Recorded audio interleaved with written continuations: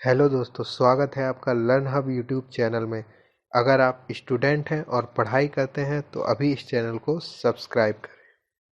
मेरा नाम है रोहित गुप्ता और अनकन्वेंशनल मशीनिंग के कंप्लीट कोर्स में ये आप देख रहे हैं लेक्चर नंबर 5। तो आज के इस लेक्चर में मैं आपको अनकन्वेंशनल मशीनिंग की टाइप में इलेक्ट्रोकेमिकल मशीनिंग के बारे में पढ़ाऊँगा। तो इलेक्ट्रोकेमिकल मशीनिंग इसका ऐसा टाइप है जिसमें जो बहुत ज़्यादा इम्पोर्टेंट है और जिसमें थ्योरी और न्यूमेरिकल दोनों चीज़ें आती हैं।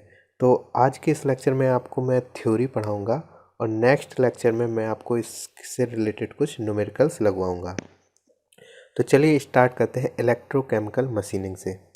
तो इलेक्ट्रोकेमिकल मशीनिंग जैसे कि नाम से ही पता चल रहा है, इसमें जो मशीनिंग होती है वो इलेक्ट्रोकेमिकल मतलब इलेक्ट्रो का मतलब हुआ इलेक्ट्रोलाइट के केमिकल के थ्रू होती है। ठीक है, इलेक्ट्रो का मतलब हम इसमें इलेक्ट्रिसिटी प्रोवाइड कराएंगे, केमिकल का मतलब है बीच में केमिकल होगा, उसकी वजह से इसमें मशीनिंग हो जाएगी। तो इसमें जो टूल होता है वो वर्कपीस के शेप का होता है, मतलब जिस शेप में हमें वर्कपीस में मशीनिंग करनी है उसी शेप का हम लोग पहले टूल क्रिएट करते हैं और उसके बीच में हम लोग इलेक्ट्रोलाइट फिल कर देते हैं।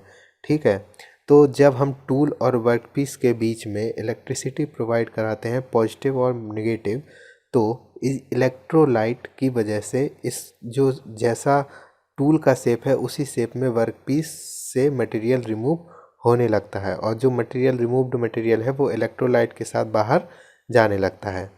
तो देख लेते हैं कॉमनली जो रिएक्शन होती हैं वो कैसे होती हैं। तो अगर हम इलेक्ट्रोलाइट NaCl की यूज़ करते हैं तो सबसे पहले NaCl दो पार्ट्स में डिवाइड होता है। इलेक्ट्रोलाइट NaCl है तो Na प्लस और Cl माइनस में NaCl क्रिएट हो जाएगा।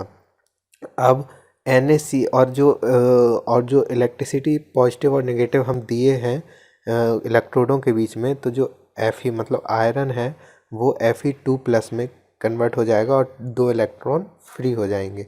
अब NaCl में तो केवल नमक होगा ही नहीं, इलेक्ट्रोलाइट है तो H2O भी होगा। तो वो H2O ये दो इलेक्ट्रॉन लेके OH प्लस और H2 गैस निकालने लगते हैं। फिर NaOH का फिर से अगर हम देखें तो Na प्लस OH माइनस, तो जो FeCl2 होता है वो Fe2 प्लस और Cl माइनस में कन्वर्ट हो जाता है। मतलब हम यहाँ से कह सकते हैं कि NaOH में अगर FeCl2 मिलाएं तो NaCl और FeOH का होल ट्वाइस बनता है। तो सबसे पहले देख लेते हैं ये प्रोसेस।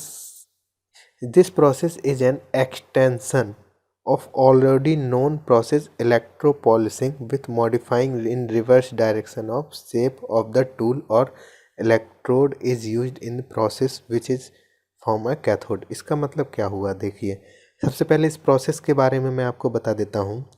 ये प्रोसेस जो हम इलेक्ट्रोपॉलिशिंग करते हैं उसी का मॉडिफाइड वर्जन है। तो इसमें क्या होता है, रिवर्स डायरेक्शन में उसका ही रिवर्स मॉडिफाइड वर्जन है और रिवर्स वर्जन है। ठीक है, तो इसमें क्या कहते हैं, टूल को वर्कपीस के जिस शेप में कन्वर्ट करना होता है उसी शेप में ढाल लेते हैं और बीच में इलेक्ट्रोलाइट यूज़ करते हैं और टूल को एज अ इलेक्ट्रोड भी यूज़ करते हैं। तो टूल को एज अ इलेक्ट्रोड यूज़ करेंगे तो टूल को हम कैथोड बना दिया और वर्कपीस को हमने एनोड बना दिया। ठीक है, ये दो चीज़ें याद रखिएगा, टूल को कैथोड बना दिया, वर्कपीस को एनोड बना दिया और बीच में स्मॉल गैप में हम लोग इलेक्ट्रोलाइट फिल कर देते हैं। अब देखिए, जो आपने एक प्रोसेस 12th में पढ़ा होगा कि जो कॉपर की छड़े वाला, तो जो कैथोड और एनोड दो छड़े बनाते थे तो कैथोड से मटेरियल निकल के एनोड पे जाने लगता था। तो वही चीज़ इसमें भी है। तो जो वर्कपीस का मटेरियल है वो रिमूव होने लगेगा और इलेक्ट्रोलाइट के साथ बह के मतलब और कहीं चला जाएगा। ठीक है, तो और यही है, इसमें लो वोल्टेज का यूज करते हैं और डायरेक्ट करंट का यूज़ करते हैं। तो इलेक्ट्रोलाइट का फंक्शन पूछ लिया जाता है कभी कभी, तो इलेक्ट्रोलाइट का फंक्शन क्या होता है। तो देखिए, क्योंकि इलेक्ट्रोड और कैथोड कुछ डिस्टेंस में होते हैं तो हम दोनों के बीच में इलेक्ट्रिसिटी प्रोवाइड कराएंगे और गैप बहुत ज़्यादा है तो आर्क तो जनरेट होगी नहीं, आर्क मुझे जनरेट करनी भी नहीं है। तो ये सर्किट को कंप्लीट करता है पहली चीज़ तो इलेक्ट्रोलाइट। टूल और वर्कपीस के बीच में जो सर्किट बनता है उसको कंप्लीट करने का काम इलेक्ट्रोलाइट करता है। और साथ में जो वर्कपीस से हमारा मटेरियल रिमूव होता है उसको भी कैरी अवे करता है और हीट भी कैरी अवे करता है, मतलब वेस्टेज और हीट दोनों ही चीज़ को कैरी करके ले जाता है।